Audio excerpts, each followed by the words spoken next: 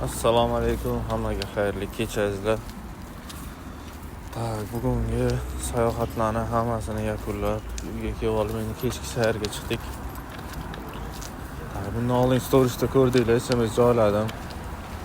O'zi har kun shunaqa SMSlar keladi, reaksiya hech qilmasdim. Negadir bu safar shu miyaga urib qoldi deydi-ku. Nega odamlar arzon narsaga yoki shunaqa o'zini yuzini yoki tanasini buzdirib qo'yishga qo'rqmaydi, arzimagan summani ekonom qilaman deb shu o'ylab yuraman-da. Hozir mana ekonom qilaman dedi, hozir endi 3-4 barobarga qayta qildiradi shu amaliyotni.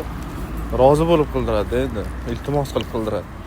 O'shanga ham boshidan sal qimmatroq bo'lsa yaxshisiga qildirsa yaxshi emasmi?